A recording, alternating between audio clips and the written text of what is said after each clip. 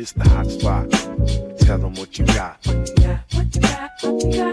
Working through the hot spot. Getting straight off the top. I mean, for a long time, I was like that. You know, if I wanted something, I wanted it now. And if I can't get it now, then I don't want it. You know what I mean? Yeah. But it turns out that the stuff that you get immediately don't have that much high value. Right. You know, like the stuff that's easy to get doesn't really have doesn't mean a whole lot. You know, not even mean, is just the value is that much lower. Think of pearls. Little pearls, right? You got to go to the bottom of the damn ocean. You got to open up that damn clam and find that little pearl. If you're lucky, you'll find one. Try finding like a whole necklace worth, right? Oh, man. That's why it's so valuable, because it's so rare. Mm-hmm. And you had to do a lot of work to do it. Why do you think them deadliest catch lobster fishermen, whatever they're called, why do you think they get, they get paid what they do? Because nobody wants to do it. Everybody wants to eat the lobster, but nobody wants to go out there on that boat and catch it. The things that have value require effort and work to do. Do you think that's a big problem, or, the new generation though? Yeah. And something just hit my mind right now. That's why the entertainment industry, the music industry, all these people that kids are looking up to now, that's why we look at it and like, what the hell is this? Because what they do has so little value and is so easy to do. Yeah. But because it's easy to these younger kids, it's valuable because I can do that. Yeah. They think they can get it instantly though. Right. Like if I can do what that guy does, that means if I really wanted to, I could be famous. I'm not going to do it, but that's always going to be a potential outcome for me. Back in the day, if you wanted to be a rapper or any kind of musician, you had to know somebody. Yeah. You had to go to the record label. Bone Thugs and Harmony had to travel from Cleveland down to LA. I think that's what it was. Or they went to Cleveland. Eazy did a show, and Eazy said, look, man, meet me in LA. They had to take a bus from Cleveland to LA just to audition for him. That's what had to be happening back then. But if they didn't really want it, they would have said, man, fuck Eazy, man. We're right here. They need to come because we're the top.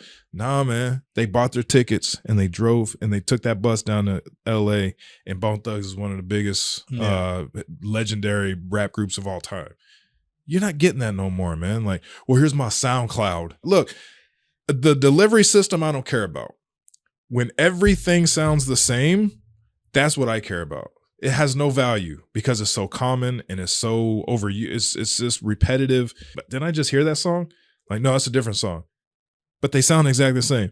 Man, you hate me. Yeah. Like, I come from the era you had to be unique. I come from the time where you had to sound different. If you sounded like somebody else, you were just copying. But now it's like, it's so easy to copy. It's so easy to be like everybody else. It's so easy to do what's easy. Technology has made things very efficient and easy.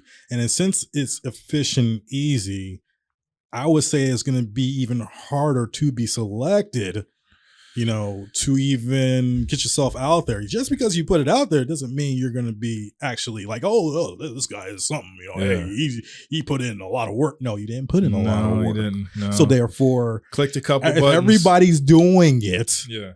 it's going to be hard to pick those good apples. And then incorporate AI. Bro. Incorporate AI into it. Now you don't have to do nothing.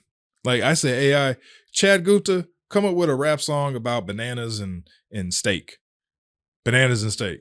And then you spit the bars, and then like you on SoundCloud, you get 800,000 clicks or something like that. Now you're the next big, it's like, it's so easy. That's why it's lost value. I'm not saying rap music is lost. I'm just saying like things that the younger generation are lifting up have lost value to guys like us, because if it's that easy to do, that means anybody can do it. Therefore, it requires no skill, or very little skill, very little effort, very little work.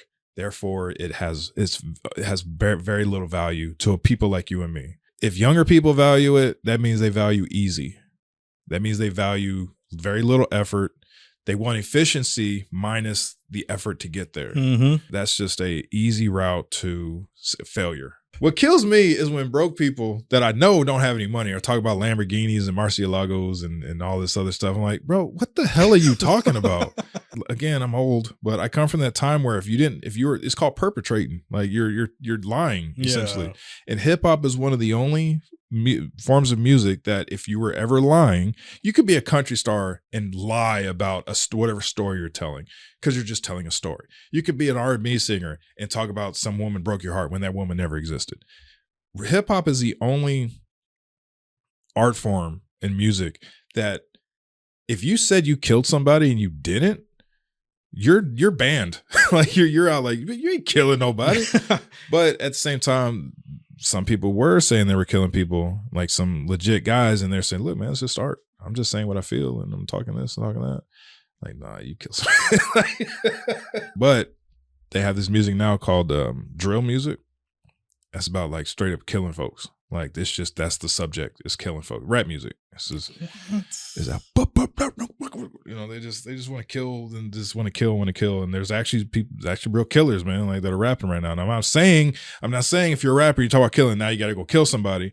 I'm just saying there are people that talk about stuff. Like I said, the kids that talk about like big, Lamborghinis and stuff, they don't even know how to drive.